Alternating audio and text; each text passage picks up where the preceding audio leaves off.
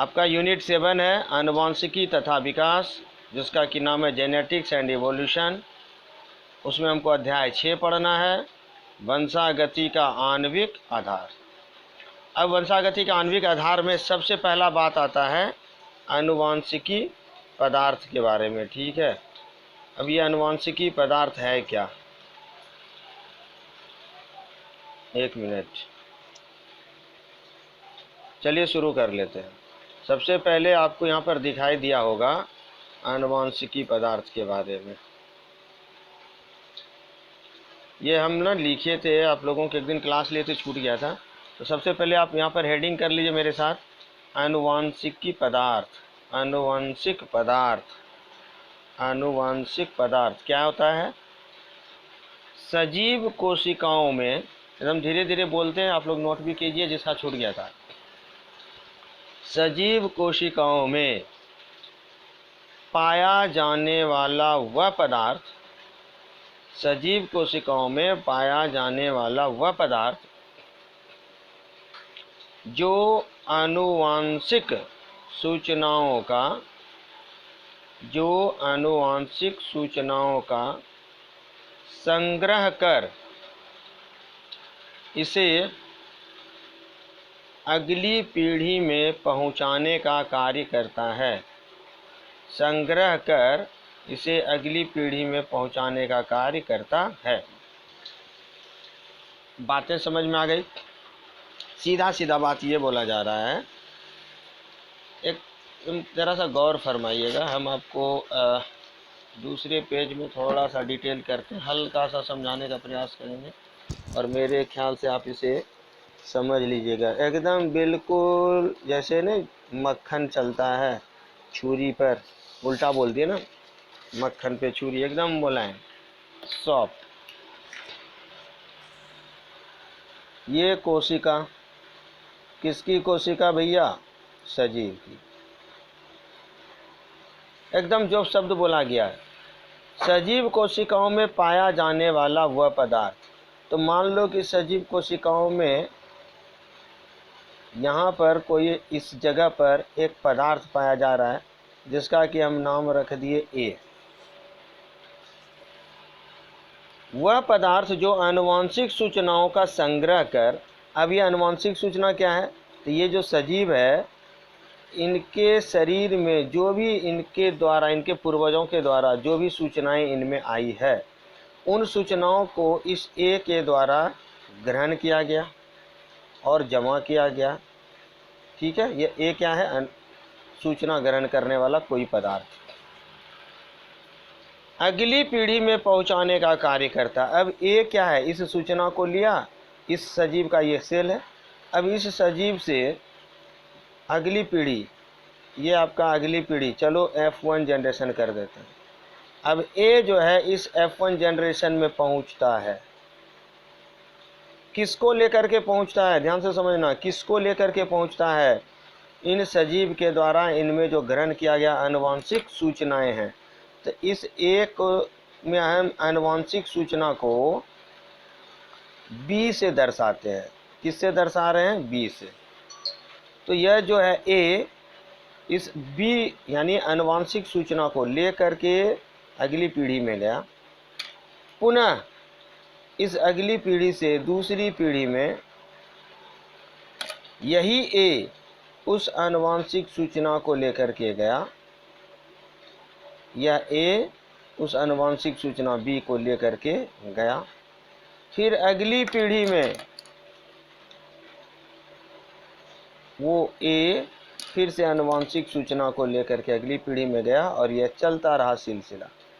तो कह रहा है कि जो सजीव कोशिकाओं के शरीर में पाया जाने वाला वह पदार्थ, यानी ए वह पदार्थ हो गया जो आनुवांशिक सूचनाओं को एक पीढ़ी से दूसरी पीढ़ी में लेकर के जाता है, उसे हम, यानी इस ए को, उसे हम आनुवांशिक पदार्थ कहते हैं। मेरे ख्याल से समझ में आ गया होगा। सिंपल सा बात समझिए, ए को मान लो बस और बी को मान लो सवारी यानी पैसेंजर। ए क्या करता है? बी को अपने साथ बैठाता है और एक स्टॉप से दूसरे स्टॉप, दूसरे स्टॉप से तीसरे स्टॉप, तीसरे मतलब एक पीढ़ी से दूसरी पीढ़ी, दूसरी पीढ़ी से तीसरे, तीसरे पीढ़ी से चौथे पीढ़ी में लेके जाता है। तो इस ए को क्या बोलेंगे, ये जो बस है इसी को बोला गया आनुवांशिक पदार्थ। क्लियर है बात? ठीक है, समझ गए होंगे। तो आनुवांशिक पदार्थ की परिभाषा हो गई, सजीव कोशिकाओं में पाया जाने वाला वह पदार्थ जो आनुवांशिक सूचनाओं को संग्रह कर इसे पीढ़ी अगली पीढ़ी में पहुंचाने का कार्य करता है। क्लियर है? इसे क्या कहेंगे, यहाँ पर कोमा लगा के एक लाइन और लिख देते हैं, कोमा आनुवांशिक पदार्थ कहलाता है। लिख दीजिए, आनुवांशिक पदार्थ कहलाता है।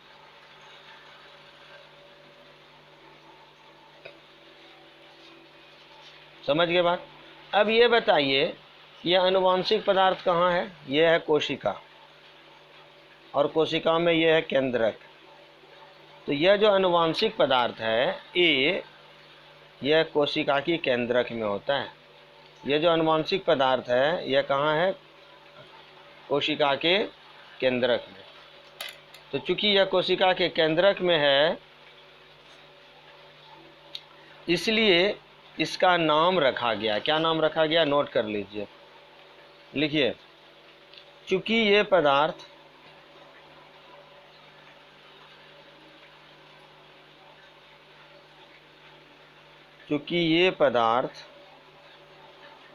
कोशिका के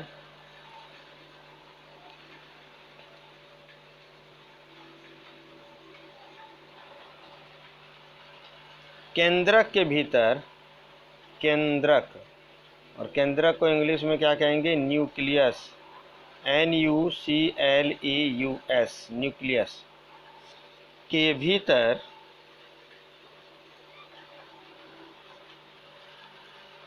पाया जाता है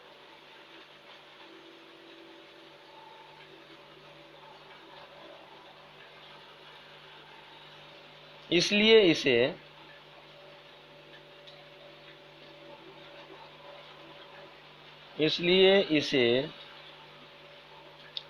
न्यूक्लिक एसिड, NUCLEIC,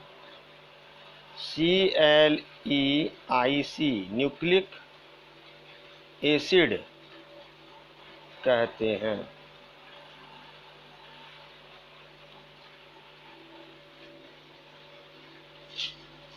अब यहाँ पर बहुत अच्छी बातें आने वाली है, ज़रा ध्यान से समझिएगा कि ये न्यूक्लिक एसिड तो हो गया, सजीवों में ये न्यूक्लिक एसिड होता क्या है? पैराग्राफ चेंज कीजिएगा और लिखिएगा, जीवों की कोशिकाओं में, लिखते चलिए नोट्स भी हो जाएगा। जीवों की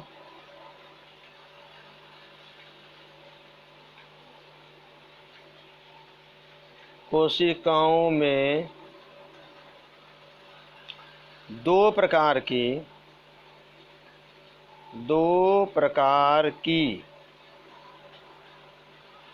न्यूक्लिक एसिड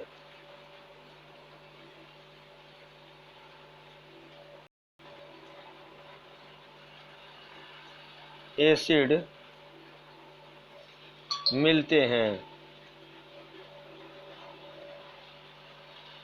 ये हाय बाय का मैसेज मत किया करो, कोई भी ज्वाइन करके शांति से पढ़िए, ठीक है? बार बार कहते हैं।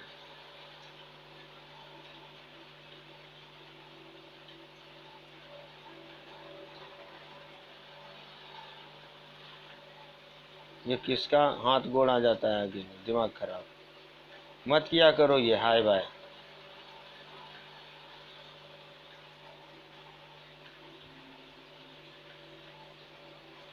जो भी व्यक्ति हैं तो नेटवर्क प्रॉब्लम है, धैर्य रखिए, हाय बाय मत कीजिए, स्क्रीन पे दिखता है अच्छा नहीं लगता।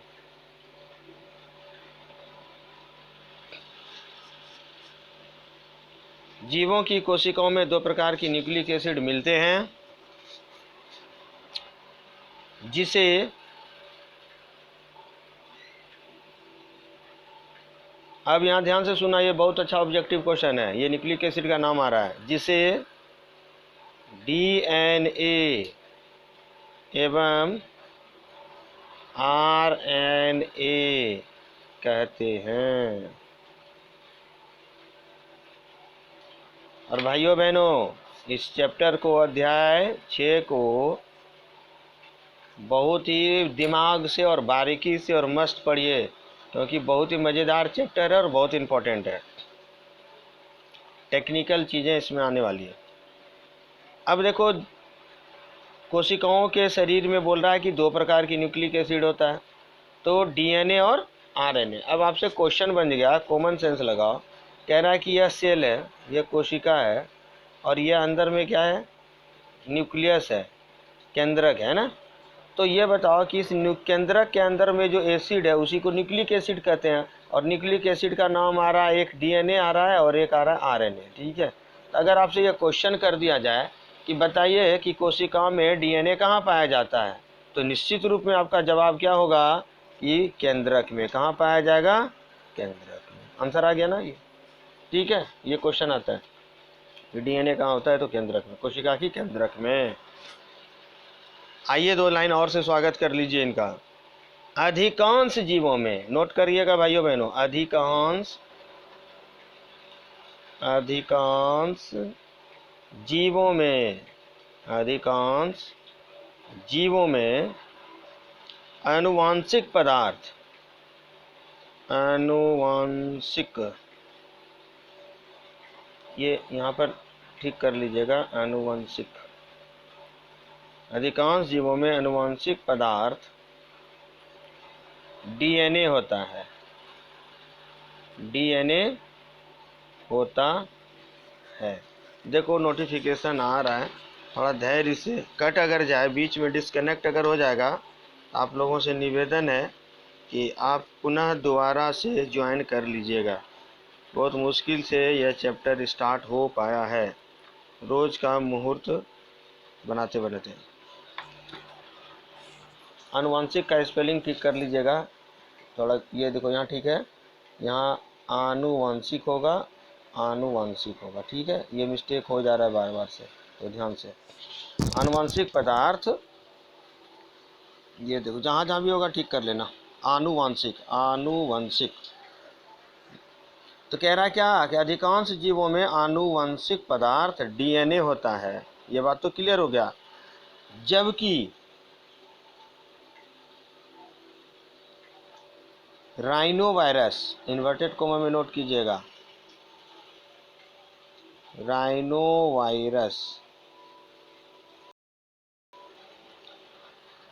अब राइनो वायरस का एग्जाम्पल क्या क्या दे सकते हैं, ब्रैकेट में लिख लो।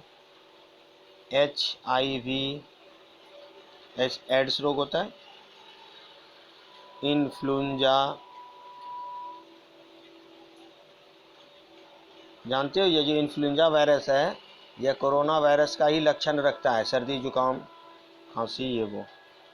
TMV, ये सब जो है राइनो वायरस है। तो कंप्लीट करते हैं। जबकि राइनो वायरस में, बहुत इंपॉर्टेंट लाइन है ये, आनुवंशिक, आनुवंशिक पदार्थ कौन होता है, RNA होता है। यहाँ से आप अंडरलाइन कर लीजिएगा, न्यूक्लिक, ये जो पैराग्राफ चेंज करिए हैं ना, यहाँ से यहाँ तक, ये पूरा का पूरा बहुत इम्पोर्टेंट है। ठीक है, सारा।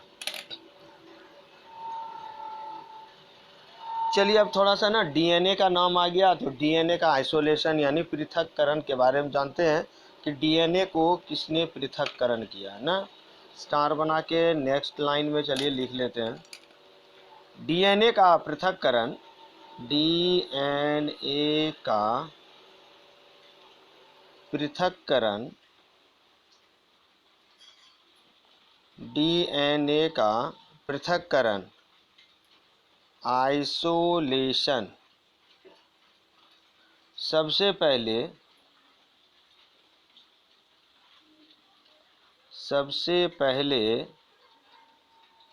1869 में ना, 169 में एक वैज्ञानिक थे जिनका नाम था Frederick Messer. Frederick Messer. Frederick Messer ने कहाँ पर किया था?